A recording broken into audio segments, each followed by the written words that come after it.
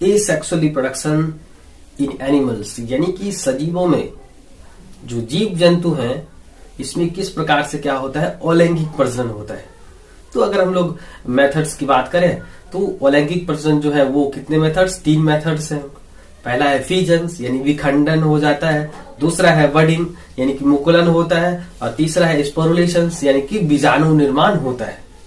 तो asexual reproduction जो है इन्हीं 3 मेथड से क्या होता है, संपन्न होता है। तो in this type of reproduction is common in single cell organisms and animals with relatively simple organisations, that is the Monera, Protista, इटिसे।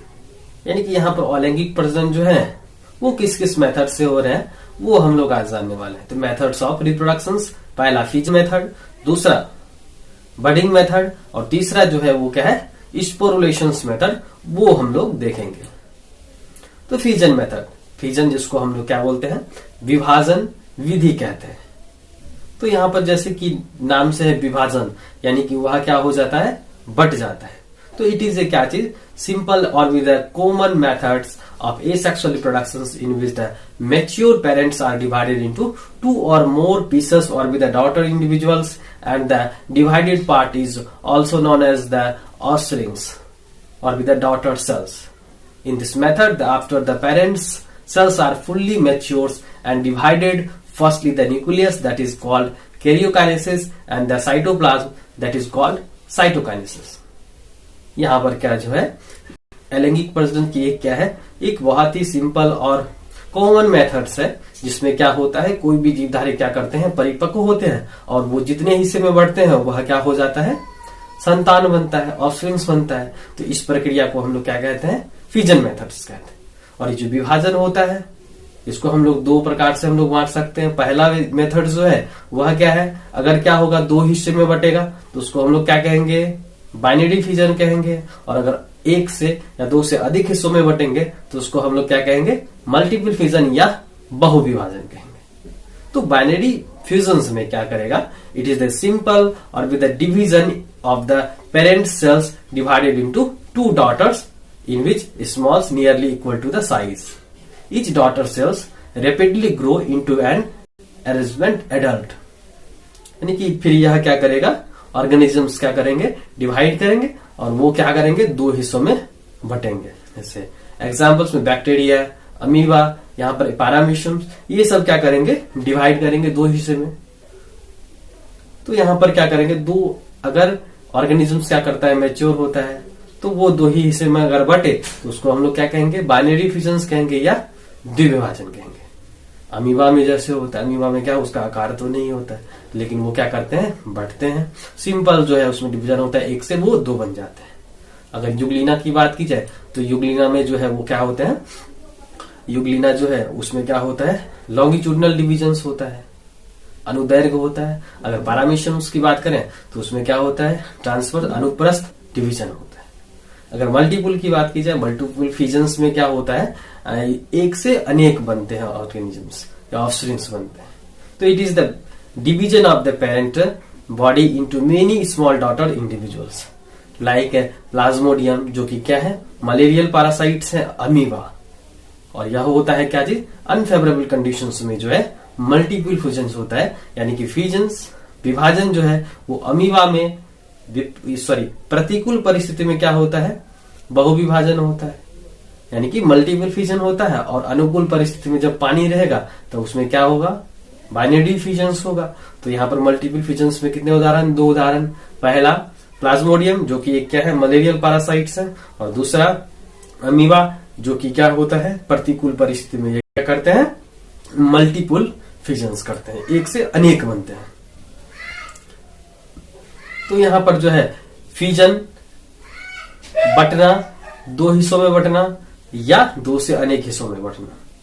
तो अगर 2 हिस्सों में बटेगा तो उसको क्या कहेंगे, बाइनरी बोलेंगे, और अनेक होगा तो उसको मल्टीपल बोलेंगे। बाइनरी में अमीबा है, पैरामीशियम्स है, यूग्लिना है, बैक्टीरिया है, ये सब क्या है हमारा बाइनरी फ्यूजन। मल्टीपल में हम लोगों ने देखा प्लाज्मोडियम और अमीबा जो कि प्रतिकूल परिस्थिति। आगे हम लोग चले बडिंग। बडिंग में क्या होगा, कोई भी जीवधारी क्या करेंगे, परिपक्व करेंगे और उससे क्या होगा, एक ऐसा स्ट्रक्चर निकलेगा जो कि एक नए जीवधारी को जन्म देगा। और ये संरचनाएं जिसकी वजह से क्या होता है, एक नए जीव का विकास होता है, उस संरचना को हम लोग क्या बोलते हैं, मुकुल बोलते हैं। क्या बोलते हैं, मुकुल या बड बोलते हैं। यानी कि budding, it is a method of asexual reproduction in which unequal and small projections arises surface of the body or inside the body or the outside body, that is called buds. यह क्या होता है, जीव शरीर के अंदर, जीव शरीर के बाहर होता है, जो विकसित होकर के एक नए जीव को, यानी कि बाद में वह मैच्योर करेगा और पेरेंट सेल से क्या हो जाएगा, सेपरेट कर जाएगा।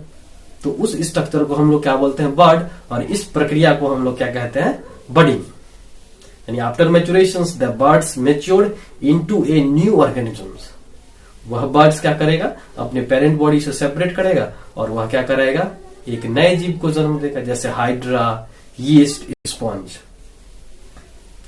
पुनः हम लोग क्या करते हैं, बर्ड के आधार पर कि वो कहां बन रहे हैं, उनका स्थान कैसा है, on the basis of place where the birds is arises, budding is divided into two types. वो होते हैं दो प्रकार के, एक्सटर्नल होता है, दूसरा इंटरनल होता है। बडिंग बाह्य मुकुलन जिसको बोलते हैं, एक्सटर्नल बडिंग, और आंतरिक मुकुलन इंटरनल बडिंग। इंटरनल बडिंग और एक्सटर्नल बडिंग। एक्सटर्नल बडिंग में क्या होगा, it is the type of budding in which the birds are arises outside the body और the surface. The maturations, after maturations the bird separates from the parent's body and forms full organisms. Example, hydra at the east. यहाँ पर क्या होगा, बाहर शरीर के बनेंगे क्या चीज, मूल बनेंगे, और वो क्या करेगा, एक नए जीवधारी को जन्म देगा, यानी कि परिपक्व होगा, सेपरेट करेगा, सेपरेट करके एक नए जीव बनाएंगे, जैसे हाइड्रा है, ईस्ट है। अगर इंटरनल बडिंग की बात की जाए तो इंटरनल बडिंग क्या है, it is the type of budding in which the birds arises inside the body surface. The sponge's internal budding is present, a mass of cells enclosed within a ovicuous envelope reaching food, which germinates into a new offspring, is called gemule.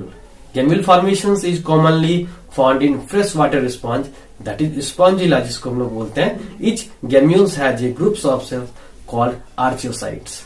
यहाँ पर क्या होगा, sponge के अंदर जो है एक compact mass of body बनाते हैं, जिसको हम लोग क्या कहते हैं, गेम्यूल कहते हैं, जो कि क्या है, इंटरनल बडिंग का उदाहरण है.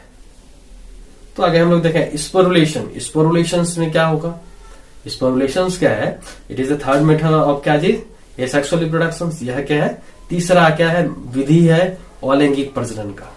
तो इट इज जनरली और occurred in Monera, protista, algae and lower fungi. Sometimes the products of multiple fissions becomes individually surrounded by a resistant coat cyst wall before release from the parents. The process is known as the sporulations and ancestors products as known as the spores. Like the zoospores, conidia, fragmentations, aplanospores, that is the sporulations. यहाँ पर क्या हो रहा है, बीजाणु बन रहे हैं. तो बीजाणु जो है वो क्या करेंगे, जैसे पेनिसिलियम में बनता है, स्पर्जिलस में बनता है. तो अगर जूस्पोर्स की बात की जाए तो they are the microscopic motile flagellated spores. Examples chlamydomonas, ulothrix and the conidia. They are the non motile, इसमें फ्लैजिला नहीं होते हैं, conidia which is the exogenous spores. Examples penicillium, aspergillus, etc. और फ्रेगमेंटेशंस, विखंडन, the breaking of parent's body into many small pieces, that is the each pieces or with the parts regenerates into a new offsprings like a hydra, planaria and sea stars, etc. तो यहाँ पे हम लोगों ने तीन methods जाना, binary फिजन्स, budding और स्पोरुलेशंस. Budding में मुकुल बनते हैं, स्पोरुलेशंस में क्या बनते हैं, स्पोर्स बनते हैं, और यहाँ पर जो फिजन्स में क्या बनता है, एक नए ऑर्गेनिजम्स जो है परिपक्व होते हैं, और परिपक्व होकर के वो दो हिस्सों में क्या कर जाते हैं, डिवाइड कर जाते हैं. तो इस तरह से जो है वो क्या करते हैं, अपने आप को मल्टीप्लाई करते हैं.